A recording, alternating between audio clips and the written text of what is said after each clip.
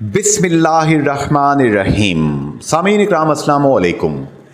Radio health time with Junaid Ansari FM 101.4 Mirpur radio Azad Jammu Kashmir radio Pakistan पर हमेशा की तरह आपका पसंदीदा प्रोग्राम लेकर जुनैद अंसारी हाज़िर है। और हमारे आज के मेहमान हैं assistant professor leading to associate and full professor doctor हाफिज़ मोहम्मद इमरान, जो कि कंसल्टेंट मेडिकल स्पेशलिस्ट हैं मोहिउद्दीन इस्लामिक मेडिकल कॉलेज में। आप यहाँ पे बच्चों को पढ़ाते हैं और अलसेहा हॉस्पिटल में शाम के वक्त यहाँ पे अपनी सर्विसेज मुहैया करते हैं। जनाब डॉक्टर हाफिज़ मोहम्मद इमरान साहब, आप पहले भी हमारे पास एक दफ़ा तशरीफ़ लाए थे। क्या देखते हैं आजकल गर्मियों का मौसम जा रहा है, जा रहा है, गर्मियाँ आगे 5-6 माह। सुने डिहाइड्रेशन से डॉक्टर साहब बड़े मसाइल जन्म लेते हैं, क्या होता है डॉक्टर साहब इससे? सर, जहाँ तक गर्मी का ताल्लुक़ है तो गर्मी यकीनन हम रहते तो एक गर्म इलाके में ही हैं, लेकिन जब एक ख़ास लेवल से आगे बढ़ जाती है और आजकल क्योंकि रमज़ानुल शरीफ का महीना है और इसमें रोज़े की हवाले से भी गर्मी के जो असरात हैं जिस्म पर काफ़ी पड़ते हैं, तो मैं समझता हूँ कि ख़ास तौर पर जो लोग मुतासर होते हैं वो क्योंकि इसमें आम तौर पर जो पेट की बीमारियाँ हैं वो काफ़ी कॉमन होती हैं। लोग लूज़ मोशंस के साथ, गैस्ट्रोएंटराइटिस के साथ और इसके अलावा जो गुर्दों के अमराज़ के साथ, छोटे पेशाब के इन्फेक्शन के अमराज़ के साथ और इसके अलावा जो है शुगर के जो मुख्तलिफ़ कॉम्प्लिकेशंस हैं उसके साथ काफ़ी तादाद में हमारे पास न तशरीफ़ आते हैं, बल्कि हम उनको जो है वो ट्रीटमेंट फ़राहम भी करते हैं। और मैं समझता हूँ कि अगर हम काफ़ी मिक़दार में पानी लें, जो कि चाहे वो रोज़े की हालत में हो तो सहर अफ्तार के वक्त में ले सकते हैं, और अगर आम दिनों में हो तो हमें कम से कम 8 से 12 गिलास पानी इस्तेमाल करना चाहिए, ताकि हमारे जो जिस्म के मुख्तलिफ़ अज़ा हैं वो बेहतर अंदाज़ में ना सिर्फ ये कि काम कर सकें, बल्कि ये है कि हम मुख्तलिफ़ बीमारियों से अपने आप को महफूज भी रख सकें और हमारी जो लाइफ क्वालिटी है वो बेहतर हो सके। अच्छा, यहाँ पे डॉक्टर साहब मैं आपसे जानना चाहूँगा, मैंने एक चीज़ देखी है किडनी डिजीज़ के हवाले से आपके सीनियर एक दोस्त हैं प्रोफेसर डॉक्टर इशफाक अहमद राजा साहब, मेरी कल ही उनसे एक रिकॉर्डिंग हो रही थी, हम उनसे बात कर रहे थे, तो उनसे मैंने पूछा कि डिहाइड्रेशन से क्या गुर्दे में मसला होता है, तो उन्होंने कहा जी डिहाइड्रेशन से सिर्फ गुर्दे में नहीं बल्कि जिस्म के तमाम ऑर्गन सफ़र होते हैं और गुर्दों में आपकी पथरियाँ जो हैं वो एग्रीगेट हो सकती हैं। क्या ऐसे ही? बिल्कुल सर की बात को मैं सेकंड करूंगा, और सर का ना यकीनन इस हवाले से ना सिर्फ ये कि इल्म बल्कि उनका जो एक्सपीरियंस है वो भी हमसे खासा ज़्यादा है। सर यकीनन इसमें अथॉरिटी रखते हैं, लेकिन ये है कि इसमें कोई दो राय नहीं है कि ना सिर्फ पथरियाँ बनने के जहाँ तक ताल्लुक़ है वो भी, और जो बाकी जिस्म के जो मतलब कुछ तो कब्ज़ के अमराज़ हैं जो कि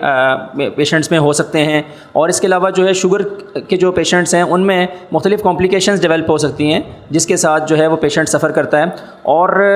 जहाँ तक इसका ताल्लुक़ है तो जितना आप ज़्यादा पानी इस्तेमाल करेंगे, जितना अपने आप को बैलेंस उसमें रखेंगे, वाटर बैलेंस में, उतना आप अपने आप को ना सिर्फ ये कि सेहतियाब भी रख सकेंगे बल्कि बीमारियों से बच भी सकेंगे। अच्छा, यहाँ पे डॉक्टर साहब ये जो आपने बात की कि कॉन्स्टिपेशन हो जाती है, हम देख रहे हैं जितना ज़्यादा ये आजकल लाइफस्टाइल के अंदर जंक फूड एंटर हुई है, बाज़ार के खाने, होटलिंग ज़्यादा हुई है, घर के सादे खाने छोड़ दिए, मेहनत मुशक्क़त छोड़ दी, तो हम देखते हैं कि हेमोरॉइड्स, पाइल्स और ये जो आप कह रहे हैं कॉन्स्टिपेशन, ये तकरीबन हर तीसरे दूसरे बंदे को ये मसला है। इसका हल क्या है मसले का? मैं समझता हूँ जुनैद साहब आपने बड़ी ही एक अहम जो है मसले की तरफ, अवामी मसले की तरफ इशारा किया है। और इस शहर में अगर आप देखें तो जिस रफ्तार से माशाल्लाह डॉक्टर बन रहे हैं, उसी रफ्तार से जो है वो फास्ट फूड के आउटलेट्स भी तैयार हो रहे हैं और वही उसके साथ ही हमारे मरीज़ भी तैयार हो रहे हैं। तो बीइंग डॉक्टर तो शायद हमें ऐसा इस पे खुश होना चाहिए कि जी हमारे मरीज़ बढ़ेंगे, लेकिन जो है वो अल्लाह ताला ने जो समझ अता की है उसमें ये हमारा फ़र्ज़ बनता है कि हम बीमारियों के बचाव की तरफ उनसे बचने की तरफ या उनकी प्रिवेंशन की तरफ ज़्यादा तवज्जो दें। तो उनकी प्रिवेंशन के लिए जो आपने जिन अमराज़ की तरफ इशारा किया उन सब में मैं समझता हूँ कि ज़रूरी है कि हमारी जो डाइट है वो बैलेंस हो। मैं नहीं समझता कि तमाम आप किसी फ़ास्ट फूड को कहें कि जी सिर्फ एक फ़ास्ट फूड की वजह से ही मसला है। मैं समझता हूँ कि अगर आप रेगुलर एक्सरसाइज नहीं करते या अगर आप अपने घर में भी रेगुलर गोश्त ही सिर्फ इस्तेमाल करते हैं, उसमें सब्ज़ियों और फलों का और दूध और दालों का मुकम्मल सब मुतनासिब अंदाज में इस्तेमाल नहीं करते, तो उस सिलसिले में आप बहुत सफ़र हो सकते हैं और ये आपके जिस्म के मुख्तलिफ़ अज़ा को मुतासिर कर सकते हैं। तो मैं समझता हूँ कि बैलेंस डाइट को रखना और जो है वो जो फास्ट फूड्स हैं वो कम मिक़दार में इस्तेमाल करना اور اپنی ہیلدی ایکٹیویٹیز کے ساتھ ساتھ ریگولر ایکسرسائز کرنا، یہ جو ہے وہ آپ کی صحت کو نہ صرف کہ ٹھیک رکھ سکتا ہے بلکہ یہ کہ آپ کو بیماریوں سے بچا بھی سکتا ہے۔ ہمیں بہت سے لوگوں نے سوال بھیجے ہوتے ہیں، تو وہ جب ہم ریلیونٹ اسپیشلسٹ ہمارے ساتھ آتے ہیں تو ان کو ہم زحمت دیتے ہیں کہ وہ ان سوالوں کو ایڈریس کریں۔ میں چند ایک سوالات ساتھ ساتھ شامل کرتا جاؤں گا، اور وہ تمام احباب جو کہ radio health time with Junaid Ansari یہ پروگرام سن رہے ہیں، میں بتا دوں کہ ڈاکٹر حافظ محمد عمران جو کہ کلاسیفائڈ میڈیکل اسپیشلسٹ ہیں، الصحہ ہاسپٹل میں آپ شام کو بیٹھتے ہیں، دن کو آپ محی الدین اسلامک میڈیکل کالج میں آپ as a professor, assistant professor وہاں پہ بچوں کو پڑھاتے ہیں اور ساتھ ہی وارڈز بھی دیکھتے ہیں۔ عبدالحمید صاحب ہیں، انہوں نے سیکٹر F1 سے آپ کو سلام دیا ہے، کہہ رہے ہیں کہ بیٹا میری عمر اس وقت 60 ایئر ہے، ریٹائر ہو چکا ہوں، مجھے سب سے زیادہ پرابلم پروسٹیٹ کا ہے، کیا پروسٹیٹ کا آپریٹ کرائے بغیر بھی علاج ہو سکتا ہے؟ میں سمجھتا ہوں سر کہ اس کے لیے ضروری ہے کہ کچھ بنیادی سی جو ٹیسٹ ہیں وہ کروائے جائیں، جس میں کہ ہم الٹرا ساؤنڈ کرواتے ہیں اور اس میں دیکھتے ہیں کہ پروسٹیٹ کا سائز کتنا ہے۔ اگر تو پروسٹیٹ کا سائز بہت زیادہ نہیں ہے، اور اگر دوسری بات یہ ہے کہ آپ کی ہسٹری سے اس بات کا اندازہ ہو کہ علامات کی نوعیت کیسی ہے، اگر تو علامات کی نوعیت بہت شدید نوعیت کی نہیں ہے تو کچھ میڈیسنز ایسی موجود ہیں جن میں بغیر آپریشن کے بھی آپ کا جو مسئلہ ہے وہ کافی حد تک سالو ہو سکتا ہے۔ لیکن یہ کہ اگر اس کا سائز زیادہ ہو اور اس کے ساتھ کچھ علامات میں اس قسم کی پیچیدگیاں ہوں تو میں سمجھتا ہوں کہ جو ہمارے سینئر یورولوجسٹ یہاں پر موجود ہیں الصحہ ہاسپٹل میں، ڈاکٹر اشفاق صاحب، ان کی رہنمائی میں آپ کو بہتر جو ہے وہ اس کے بارے میں بتایا جا سکتا ہے۔ لیکن یہ کہ بالکل میں آپ کو نا امید نہیں کروں گا، اور مجھے امید ہے کہ اللہ تعالیٰ کرے کہ آپ کا جو علاج ہے وہ دوائیوں سے ہی ممکن ہو پہلی سٹیج میں، اور بعد میں اگر ضرورت ہو تو اتنے ماہر معالج کیونکہ یہاں آپ کے شہر میں DHQ ہاسپٹل میں بھی اور الصحہ ہاسپٹل میں بھی موجود ہیں، تو ان کی سرپرستی میں آپ کا اس مسئلے سے مستقل نجات دلائی جا سکے۔ تو آپ ضرور جو ہے اس کے لیے DHQ کی جو ایمرجنسی ہے، DHQ کی جو OPD ہے اس میں اشفاق صاحب سے مل سکتے ہیں، ورنہ الصحہ ہاسپٹل میں بھی آ سکتے ہیں، اور یہاں پر آپ کے ٹیسٹ کروا کے انشاءاللہ جو ڈاکٹرز کی ٹیم ہے وہ آپ کے لیے سب سے مناسب جو رائے ہوگی وہ آپ کو فراہم کر سکتی ہے۔ بالکل صحیح۔ یہاں پہ جی اسی طرح میں آگے بڑھتا ہوں تو یہاں پہ زمان خان صاحب ہیں، انہوں نے اسلام دیا چکسواری سے آپ کو، یہ کہہ رہے ہیں جی کہ میرا تعلق سپورٹس کے شعبے کے ساتھ ہے ڈاکٹر صاحب، آج کل عام طور پر یہ کہا جاتا ہے کہ یہ فلاں چیز کھا لو تو اس سے آپ میں انرجی زیادہ آ جاتی ہے، فلاں ڈرنک پی لو تو انرجی زیادہ آ جاتی ہے، تو ڈاکٹر صاحب سنا ہے کہ ان میں کچھ اسٹیرائڈ ہوتے ہیں، کوئی نقصان ہوتا ہے، ذرا یہ گائیڈ کر دیں گے اس حوالے سے۔ میں سمجھتا ہوں کہ زمان صاحب کا سوال نہ صرف یہ کہ ان کے لیے بلکہ اور بھی تمام نوجوانوں کے لیے بڑا اہمیت کا حامل ہے، اور میں سمجھتا ہوں کہ یقیناً جو ایسی ڈرنکس بنائی جاتی ہیں اس میں کچھ نہ کچھ نہ صرف یہ کہ اسٹیرائڈز بلکہ کچھ اور ایسے کیمیکلز بھی ایڈ کیے جاتے ہیں جو وقتی طور پر شاید 1 یا 2 یا 3 گھنٹوں کے لیے آپ کو بہت انرجائز کر سکتے ہیں، لیکن یہ کہ اس کے بعد کے جو اثرات ہیں وہ آپ کی صحت کے اوپر، آپ کے گردوں، آپ کے جگر اور آپ کے باقی خون کے جو ساتھ ساتھ جو باقی اعضاء ہیں ان پر اچھے نہیں پڑتے، اور میں سمجھتا ہوں کہ ان کا استعمال نہیں کرنا چاہیے، بلکہ متناسب غذا اور جو ایسی چیزیں جو نیچرل چیزیں ہیں ان کو زیادہ استعمال کرتے ہوئے، اور ساتھ ساتھ اپنی ایکسرسائز کے اوپر توجہ دیتے ہوئے، اور کسی ماہر ٹرینر کی زیر نگرانی اگر آپ اس خوراک کو بھی اور اس کے ساتھ ایکسرسائز کو بھی کرتے ہیں تو آپ اپنی پرفارمنس کو میں سمجھتا ہوں کہ اچھے ایتھلیٹس، اچھے جو ہمارے جو اسپورٹس مین ہیں ان کی لیول پہ پہنچا سکتے ہیں، نہ کہ یہ کہ ہم صرف ان 3 گھنٹوں کے لیے جس میں ہم نے کوئی میچ کھیلنا ہے اپنی انرجی کا لیول بڑھا لیں اور بعد میں یقیناً پھر اس کو بھگتتے رہیں اور بعد میں علاج کرواتے رہیں، اور کسی ہاسپٹل میں اگر میں سمجھتا ہوں کہ کسی کھلاڑی کو آپ دیکھتے ہیں تو آپ کو یقیناً پریشانی ہوتی ہے دیکھ کے کہ یہ تو ہمارا ماشاءاللہ ایک سٹار تھا، اور اللہ تعالیٰ کرے کہ زمان صاحب بھی ایک سٹار ہی ہوں اور بلکہ اوروں کا سٹار بننے کا باعث بنے، اور میں سمجھتا ہوں کہ بیلنس ڈائٹ، ریگولر ایکسرسائز اور کسی ماہر ٹرینر کی زیر نگرانی اپنی تربیت پہ توجہ دینا ہی ان کی نہ صرف یہ کہ جو کھیل کا شعبہ ہے اس میں کامیابی فراہم کر سکتا ہے، بلکہ بعد میں بھی ان کی زندگی میں بڑے اچھے اس کے اثرات مرتب ہو سکتے ہیں۔ بالکل صحیح جی۔ یہاں پہ میں بتاتا جاؤں ہمارے لیے بہت بڑے آنر کی بات ہے، ایک تھارو جینٹل مین یہاں پہ کلاسیفائڈ میڈیکل اسپیشلسٹ جو ہیں ڈاکٹر حافظ محمد عمران صاحب MBBS میڈیکل کالج میرپور میں آپ بچوں کو پڑھاتے بھی ہیں اور بچوں کو یہاں پہ وارڈز کے اندر بھی وہاں پہ ان کو ٹریننگ دیتے ہیں میڈیکل اسٹوڈنٹس کو، اور اس کے ساتھ ساتھ سب سے اہم بات کہ میڈیکل اسپیشلسٹ یہ فیلڈ ایسی ہے، اسے mother of all medical fields کہا جاتا ہے۔ آپ اس میں کلاسیفائڈ FCPS ڈگری رکھتے ہیں. آپ ہمیں سوال کر سکتے ہیں, کال کیجئے 05827927059. اچھا ڈاکٹر حافظ محمد عمران صاحب یہاں پہ یہ بتائیں گے کہ اس وقت ہم دیکھتے ہیں کہ دنیا کی جتنی بھی فیلڈز ہیں پوسٹ کووڈ ان میں تبدیلی آ چکی ہے. تو میڈیکل اسپیشلسٹ جسے مدر آف آل فیلڈز کہا جاتا ہے, پوسٹ کووڈ دنیا میں آپ کہاں کھڑے ہیں؟ انصاری صاحب بڑی اچھی طرف آپ نے اشارہ کیا کہ یقیناً ایک بڑے ہی تکلیف دہ مرحلے سے نہ صرف یہ ہے کہ سارے لوگ گزرے ہیں بلکہ میں سمجھتا ہوں کہ کشمیر کے لوگ بھی اس سے گزرے ہیں. اور جہاں تک کووڈ کا تعلق ہے اس میں ایک بہت بڑا پرابلم یہ ہوا ہے کہ مختلف جگہوں سے مختلف طرح کی ویکسینز جو ہیں وہ اویلیبل ہوئی ہیں, اور ان ویکسین کی وجہ سے جب ہمارا جو جسم کے مدافعاتی نظام ہے اس پہ کچھ اثرات تو ایسے ہیں جن کو ہم ابھی بھی دیکھنا شروع ہو گئے ہیں, جس میں کہ الرجی کے مسائل ہیں. اور جو پچھلے سال لوگ جو تھے جن کی الرجی کنٹرول تھی, اس سال وہ تھوڑے الرجی سے زیادہ متاثر ہو رہے ہیں, جس میں موسمی الرجی بھی اور جس میں جو ڈرگ الرجی بھی ہے, یا آپ کیا سمجھتے ہیں کہ مختلف ڈائٹ الرجی یا مختلف جو فوڈ الرجیز ہیں ان میں بھی ہم کافی حد تک تبدیلی دیکھ رہے ہیں کہ اس میں کافی حد تک تبدیلی آ چکی ہے اور ویسی نہیں موجود جیسی کہ پچھلی دفعہ تھی. باقی اس کے ساتھ ساتھ جو ہے وہ اور جو دوسرے مسائل ہیں پوسٹ کووڈ ٹائم میں ہمارے ساتھ جو پیش آئے ہیں وہ یہ کہ ایک اسٹیرائڈز کا بہت بڑی مقدار میں استعمال کیا گیا ہے. اسٹیرائڈز کا اثر جو ہم عام طور پر اثرات دیکھتے ہیں اس میں شوگر جو ہے وہ ٹاپ آف دا لسٹ ہے. کچھ ایسے پیشنٹ جو ہمارے جن کو ہم پری ڈائبیٹک کہتے ہیں, جن کو شوگر ابھی نہیں ہوئی لیکن ہونے کا چانس ہوتا ہے, اور وہ ایک ایسی سٹیج پر آ گئے ہیں کہ آپ کے وہ شوگر کے ساتھ ڈائگنوز ہو رہے ہیں. اور کچھ ہمارے جو شوگر کے پیشنٹ آلریڈی موجود تھے جن کی شوگر کنٹرول تھی, اور وہ اس اسٹیرائڈز کے استعمال کی وجہ سے, جو کہ مختلف ایسے لوگ جن کو سانس کا مسئلہ رہا اور اس کے ساتھ نہ صرف یہ کہ ان کو IV اسٹیرائڈز ملتے رہے بلکہ اورل اسٹیرائڈ ملتے رہے, تو اس کے ساتھ ساتھ اس کے اثرات جو صحت پہ پڑے ہیں اس کے نتیجے میں ان کی شوگر جو ہے وہ کافی حد تک جو ہے وہ امبیلنس ہو گئی ہے. اور اس کی وجہ سے ایسے مسائل پیدا ہو رہے ہیں کہ ہمیں نہ صرف یہ کہ کچھ لوگوں کو تو دوائیوں کے بڑھانے سے ہی کنٹرول کر سکیں, بلکہ کچھ ایسے پیشنٹس بھی ہیں جن کو ہمیں دوائیوں جو گولیاں ہیں ان کے بجائے ہمیں انسولین کے انجیکشن سٹارٹ کرنے پڑے ہیں. اور میں سمجھتا ہوں کہ پوسٹ کووڈ پیریڈ میں جو نئے مسائل پیدا ہوئے ہیں وہ یہ ہے کہ بہت سارے جو ہمارے لوگ ہیں جن کی روزگار تھے وہ بہت زیادہ متاثر ہوئے ہیں, اور روزگار کے متاثر ہونے کی وجہ سے جو فائنینشیل ان کے اوپر پریشر آیا ہے. اور کچھ لوگ ایسے ہیں جن کے پاس جو بچت تھی وہ سب استعمال ہو گئی ہے. کچھ لوگ ایسے تھے جن کی بچت تو ان کے پاس تھی نہیں, وہ بلکہ مقروض ہو گئے. اور اس کے ساتھ جو ہے نا ذہنی صحت کے بہت سے مسائل پیدا ہوئے ہیں, اور ڈپریشن کے ساتھ کافی بڑی تعداد میں جو لوگ ہیں وہ ہمارے پاس جو پیشنٹ پریزنٹ ہو رہے ہیں. اور یہ سارے مسائل جو ہیں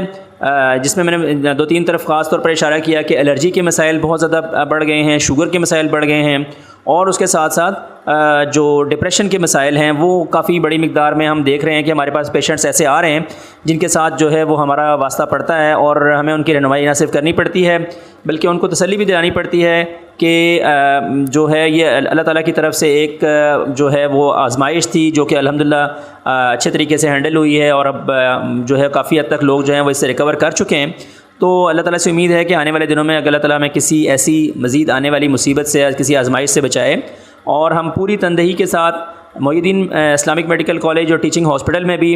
اور السیہ ہاسپٹل میں بھی ایسے تمام مریضوں کی رہنمائی کے لیے نہ صرف دستیاب ہیں, بلکہ یہ کہ ہمیں خوشی ہوتی ہے کہ اگر ہم ان کی لائف میں کوئی بہتری لا سکیں, اس حوالے سے کوئی اگر ان کی کسی کے کام آ سکیں. اور کافی حد تک جو ہے میں سمجھتا ہوں کہ اس سال کے مکمل ہونے تک ہم کافی حد تک اس کے جو جملہ اثرات ہیں مختلف امراض کے حوالے سے اس سے ریکور ہونے میں انشاءاللہ کامیاب ہو جائیں گے. یہاں پہ جناب ڈاکٹر حافظ محمد عمران صاحب,